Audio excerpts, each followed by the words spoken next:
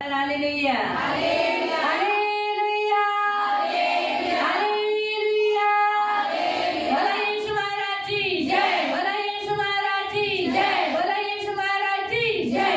मी प्रभू येशूच्या नावाने तुम्हाला सर्वांचे स्वागत करते। मैं प्रभु यीशु के नाम से आप सभी का स्वागत करती हूँ। देव चांगला आहे प्रियानो, प्रिय परमेश्वर अच्छा है। देवाने खूप मोठी दया करुणा करून आज आपल्याला स्त्रियांच्या सभेमध्ये घेऊन आला आहे। प्रभु ने बड़ी दया और कृपा करके आज हमें स्त्रियों की सभा में लेके आया तर है। यापुढे प्रार्थनेच्या वचनाकडे जाऊया। तो आओ हम प्रार्थना के वचन की ओर आपण जाएं। काढू पहिला सैमुएल अध्याय 1 हम निकालेंगे पहला शमूएल अध्याय 1 आणि त्याचं 9 पासून और उसका वचन 9 से हम पढ़ेंगे।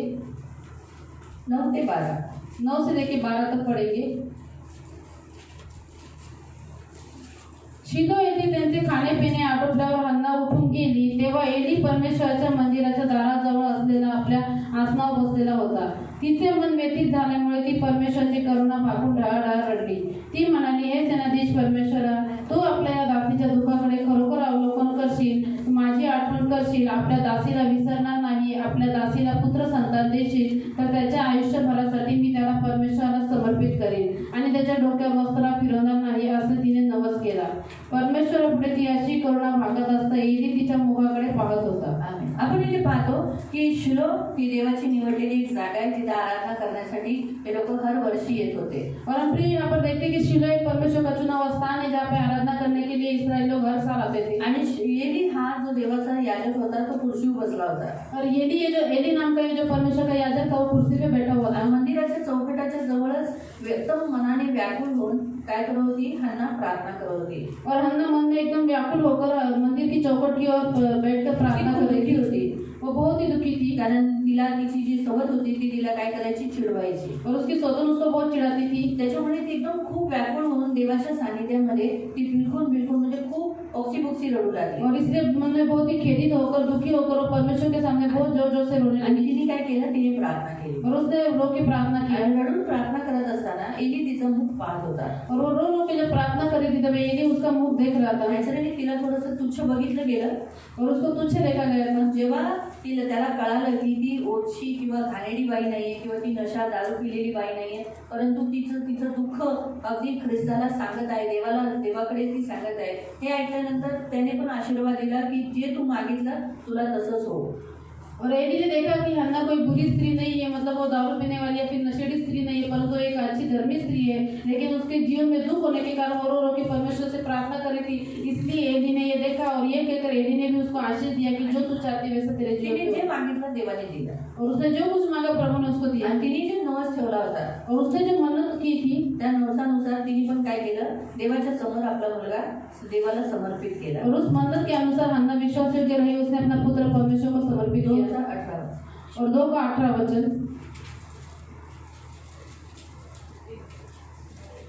शमूएल 5 सणाचे एपोद धारण करून परमेश्वराची सेवा करत असे। आणि आपण पाहतो की त्याने काय केलं, तिने ना आपल्या ह्या बाळाला, जो बाळ तिला देवाकडून मिळाला होता, तिने ते समर्पण केला। आणि प्रियानो, तिने जसं शब्द पाळला त्याच्यामुळे देवाने तिला 3 मुलं अजून दिली, 2 मुली दिल्या।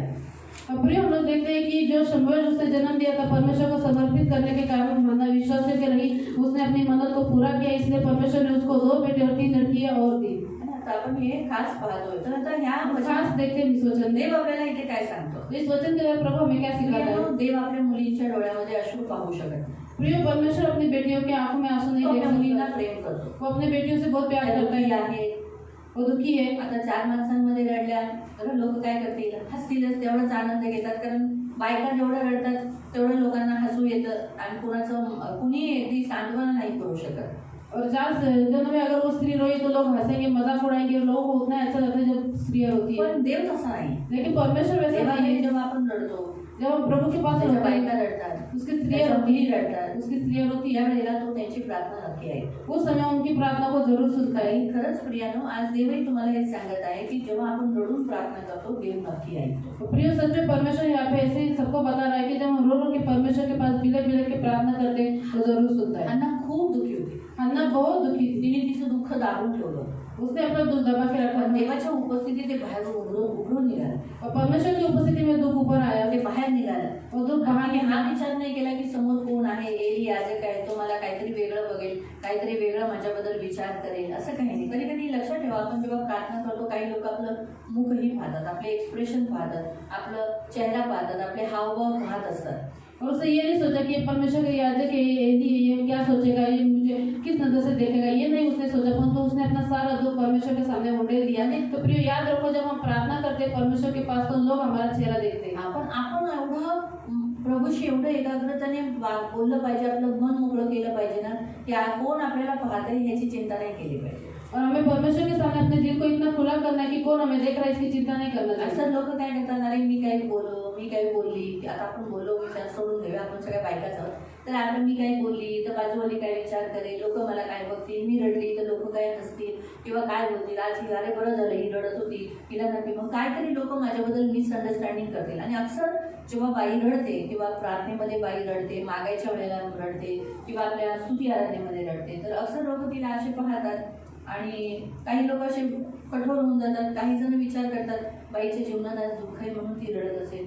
पण काही विचारायला कधी नाही जात की बाई तुला काय झालं, तू काय रडते, किंवा सांत्वना कुणीही देत नाही, देतं का? पण आपला देव तसा नाही. म्हणून हन्ना आहे ना आपल्याला एक गोष्ट शिकवते, पूर्ण हृदयाने कोण काय बघतंय, कोण आपल्याला काय आपल्याबद्दल विचार करते त्याचा विचार करू नका. देवाच्या उपस्थितीमध्ये मन मोकळं करून देवाशी बोला. आणि जेव्हा आपण, कारण शिलो ही जागा कोणती आहे, देवाच्या उपस्थितीची आराधनेची. म्हणजे जेव्हा आपण देवाच्या उपस्थितीमध्ये आराधनेमध्ये येतो तेव्हा मन मोकळं करून देवाच्या उपस्थितीत रडा आणि कळकळून जे तुमचं दुःख आहे ते तुम्ही देवाला नक्की सांगा. प्रिय हन्ना हमें यहाँ पर सिखाती है कि अब जब हम परमेश्वर की उपस्थिति में आते हैं, उसके चुने हुए स्थान में आते, तो हमें रोकर हमारा जो दुख है परमेश्वर को बताना है. हमें देखना नहीं कि कौन हमें देख रहा है, कौन हमारे बारे में क्या सोचेगा. अक्सर लोग क्या करते हैं, स्त्रियाँ जब रोती है तो गलत मिसअंडरस्टैंडिंग कर लेते हैं, लेकिन पूछने के लिए, उनको सांत्वना देने के लिए कोई नहीं जाता. लेकिन प्रिय हमें क्या करना है, परमेश्वर के सामने हमारे दुख को उंडेल देना है, परमेश्वर के सामने रो के बिला के प्रार्थना करना है. आणि आज आपला देव हेच म्हणत आहे. और हमारा परमेश्वर हमसे ये चाहता है, हन्ना दुखी होती, जैसे हन्ना दुखी थी, आज देवाने आपल्यालाही आणलेलं आहे. तुम्ही तुमच्यातल्या काही बायका, काही स्त्रिया दुखी आहेत, जरी बाहेरून हसत असाल पण आतून दुखी आहात. और हमें से भी कितनी स्त्रियाँ यहाँ पर आई हुई वो दुखी है, भले ही बाहर से वो हंस रही लेकिन अंदर से वो दुखी है. तरी आपण प्रार्थना करू. तो हम प्रार्थना करेंगे. सर्व दुःख, सर्व वेदना, सर्व यातना, ज्या गोष्टीतून तुम्ही जाताय ते सर्व आपण देवाला सांगा. और हमारे सारे दुख को, तकलीफों को, जिस दुख से, जिस तकलीफ से हम जा रहे हैं, उन सारी बातों को हम परमेश्वर को तिच्या बताएंगे. नवऱ्याने तिला त्रास दिलेला, उसके पति ने उसको तकलीफ दिया था, सौतने त्रास दिलेला, और उसकी सौतन ने उसको सताया था. पण तिने त्याच्यासाठी काहीच बोलली नाही. उनके लिए उसने कुछ भी नहीं तिने बोला, काही कंप्लेंट केली नाही. उसने कोई कंप्लेंट नहीं की माझ्या नवऱ्याने दुसरं लग्न केलं, कि मेरे पति ने दूसरा शादी किया है माझी सवत मला छळते, और मेरी सौतन मुझे असं सता लिहिलंय दी. का? ती अशी कळकळून बोलली का तिला त्याला शिक्षा कर, किंवा माझ्या सौतीला शिक्षा कर? नाही ना. आपल्याला आहे ना आपलं दुःख कोणत्या गोष्टीसाठी तेच आपल्याला बोलायचंय. कोण काय आपल्याला बोलतो, कोण आपल्याला सतवतो, त्याबद्दल दुःख व्यक्त करण्यासाठी किंवा शिक्षा मागण्यापेक्षा आपलं दुःख काय आहे आणि आपल्याला त्या दुःखातून तू बाहेर काढू शकतो हेच आपल्याला देवाला सांगायचं. किसने हमारे साथ क्या किया, कौन हमें सता रहा है, ये हमें परमेश्वर को नहीं बताना है, परंतु हमारा दुख क्या है, हमारे जीवन में किस बात की घटी, हम क्या चाहते हैं, उन बातों को परमेश्वर के सामने रखना है, उस बात के लिए प्रार्थना करना है. पनिंदासाठी काहीही मागितलं नाही. उसने पलने के लिए कुछ ना भी नहीं शिक्षा मांगा, मागितली, ना सजा ना मांगी, तिच्या मुलांना मारून टाकायला ना उसके मागितलं, बच्चों को मारने के लिए मांगा, ना तिच्या नवऱ्यासाठी तिने काही वाईट मागितलं. ना उसके पति के लिए उसने कुछ बुरा तिने मांगा. फक्त एवढंच बोलली की मी दुःखी आहे, उसने कहा सिर्फ मैं दुखी हूँ, मला ही गरज आहे, मुझे ये जरूरत है, माझं हे दुःख दूर कर. मेरा ये दुख दूर तू कर. माझं दुःख दूर करशील, तू अगर मेरा दुख दूर करेगा, नमस करते तुझ्याशी मैं मन्नत करती हूँ, की मी माझं तू दिलेलं हे जे मला बाळ आहे मी तुला समर्पण करते. तूने जो दिया हुआ पुत्र है मैं तुझे समर्पण करूंगी. खूप कठीण गोष्ट आहे. और ये बात बहुत कठिन आता थी. तर बघा तुम्ही समर्पण करता, तुमच्या बाळाला तुम्ही घेऊन जाता. और अभी देखो आप समर्पण करते हो, अपने बच्चे को आप लेके त्या जाते हो. काळामध्ये तिने ते बाळ तिथं शिलोमध्ये सेवेला सोडलं. और उस समय उसने उस बच्चे को शीलो में परमेश्वर के मंदिर में सेवा के लिए छोड़ तिच्या दिया. हाताखाली. एली याजक के हाथ के नीचे. खूप मोठी गोष्ट आहे. ये बहुत बड़ी बात है. तुम्ही साधं तुमच्या भावाच्या घरी थोड्या दिवसासाठी तुमच्या मुलाला सोडता, और थोड़े दिन के लिए, थोड़े समय के लिए आप अपने भाई के घर में छोड़ते अपने बच्चों सर्व को. लक्ष तुमच्या मुलाकडे असतं. काय असेल, जेवला का नाही, रडत तर नसेल ना, काय करत तर नसेल ना, आपका पूरा ध्यान उस बच्चे की ओर रहता हो, क्या कर रहा जेवला होगा, असेल ना, खाना तो खाया त्याला होगा, जेवण मिळालं असेल उसे ना, खाना तो दिया होगा, सर्व लक्ष तिथे असतं. वो आपका पूरा ध्यान वहाँ पर रहता त्या है. टायमात तो फोन नव्हता, आता तो फोन आहे, लगेच आपण फोन करून हॅलो जेवला का नाही, तर घरी आहे, पाठव त्याला, घर खाली वाटते. और अभी फोन का जमा है, इसलिए हम फोन करके पूछते हैं. त्या टायमात तसं पण तिने तसं काहीच केलं नाही. ऐसा उसने कुछ नहीं ती किया. वर्षातून यायची, वो साल में एक ही बार आती असं थी. लिहिलंय बघा, दुसऱ्या अध्यायामध्येच वाचा 19 वचन. त्याची आई त्याच्यासाठी एक लहानसा झगा तयार करी आणि दरवर्षी आपल्या पतीबरोबर वार्षिक यज्ञ करायला येई त्यावेळी त्याला तो देत असे. दरवर्षी है ना, दरवर्षी असं लिहिलंय का महिन्यातून, 2 महिन्यातून, 3 महिन्यातून येत होती? नाही ना, दरवर्षी येत होती. म्हणजे आपण पाहू शकतो की तिने किती स्वतःला कंट्रोल करून ठेवलेलं. तिला एवढं माहित होतं की हे बाळ मला प्रभूने दिली, माझी नाचक्की दूर केली, माझी बेइज्जती दूर केली, माझी अब्रू जी होती अगदी ह्याला गेली होती, पण ती प्रभूने वाचवली. म्हणून तिने ते बाळ परमेश्वराला समर्पण केलं. और उससे ये देखा कि परमेश्वर ने उसकी प्रतिष्ठा को दूर किया, उसकी जो बेइज्जती नाम दे रही थी उसको दूर किया और परमेश्वर ने मुझे बच्चा दिया, इसलिए उसने उस बच्चे को परमेश्वर को दे दिया. तर आज आपल्या हेच म्हणते, आपण आपलं दुःख सांगूया. इसलिए प्रभु आज हमें कहता है कि हमें भी अपना दुख परमेश्वर को बताओ. कशामुळे आलं, त्याला मार, त्याला शिक्षा, त्यापेक्षा म्हणायचं प्रभू तू माझं दुःख दूर कर. और जिसके कारण हमारे जीवन में दुख आया उसको शिक्षा देने से बेटर है परमेश्वर को कहे प्रभु तू मेरे दुख को दूर कर दे. करूया प्रार्थना. तो हम प्रार्थना करेंगे, डोळे बंद करू, आओ हम आंखों को बंद करेंगे, लक्ष प्रभू ख्रिस्ताकडे लावून हमारा ध्यान हम परमेश्वर की ओर लगाएंगे आपलं सर्व दुःख प्रभूकडे सांगतो. और हमारा सारा दुख हम परमेश्वर को बताएंगे. प्रभू प्रभू माझ्या जीवनामध्ये हे दुःख आहे आणि मी गेल्या खूप वर्षापासून दुःख उचलत आहे. जसं हन्ना खूप वर्षापासून दुःख उचलत होती तिचा विवाह झाल्यापासून, तसंच माझ्या पण आयुष्यात खूप वर्षापासून दुःख आहे. मी दुःख उचलत आहे, मला कुणी या दुःखातून बाहेर काढलं नाही. प्रभू आता तूच माझा सहारा आहे, तूच माझा भरोसा आहे, मला या दुःखातून बाहेर काढ. मी कुठं जाऊ प्रभू? हन्नाला माहिती पडलं की कुठेही जाणं उपाय नाही आहे, फक्त देवच हा उपाय आहे. जसं ती शिलोमध्ये आली, मी आज सियोनमध्ये आली. प्रभू माझं दुःख दूर कर, माझा तू आसरा आहे, तू माझं शरणस्थान आहे, तू माझा दृढ गड आहे, मला मदत कर. प्रभू मी कुठेच जाऊ, सांग कुठं दुसरं आहे का? कुणी नाही ना तुझ्याशिवाय. मग माझं हे सर्व दुःख दूर कर, माझ्या डोळ्यातले अश्रू पुसून टाक. कोणतीही बाई तुला रडलेली आवडत नाही. मग मी गेल्या किती वर्षापासून रडत आहे, माझं दुःख दूर कर, माझ्या दुःखाला पूस प्रभू, माझे अश्रू पूस प्रभू, माझ्या जीवनात आनंद दे. तू असा देव आहे जो दुःखाचं रूपांतर आनंदात करतो. मग प्रभू माझ्या पण दुःखाचं रूपात आनंदात कर प्रभू.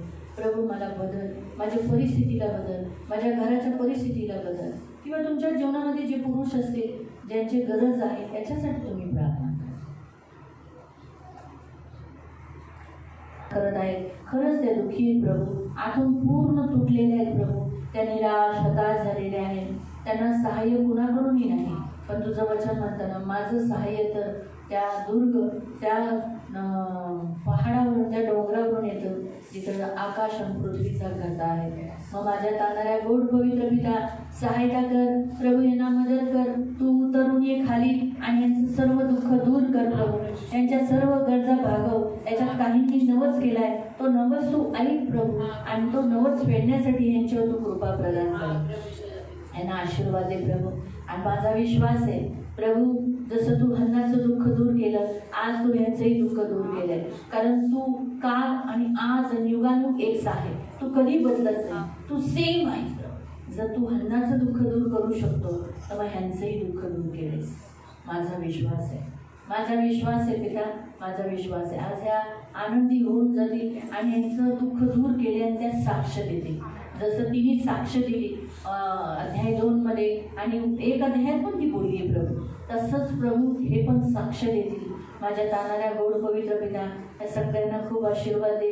जसं प्रभू एली म्हणाला कि तुझ्या कुशल से चली जा, इस्राइल का परमेश्वर तुझे मन चाहा वर दे. तो वैसे ही प्रभु यीशु के नाम से पवित्र पिता, मैं भी तेरा दास होने के नाते इन सबको प्रभु कुशल से चली जा. इस्राइल का परमेश्वर प्रभु यीशु तुझे मन चाहा वर दे. और वैसे ही होगा प्रभु. पवित्र पिता सेनाधीश परमेश्वर ऐसे ही होगा. धन्यवाद देते पिता, आपका लहू लगाते, आपके पंख में सुरक्षित रहने के लिए प्रार्थना करते. तो इनकी ढाल, इनका कवच, इनका प्रभु, इनका स्वामी, इनका गढ़ है, इनके साथ सदा रहने वाला इनका पवित्र पिता, इन्हें कभी न तुच्छ देखने वाला इनका पवित्र पिता. दया रखना, इन्हें बहुत बहुत आशीषित करना, आंखों के पुतली के समान संभालेना. तो इनकी ढाल, इनका कवच रक्षा करना, यीशु के नाम से आमीन.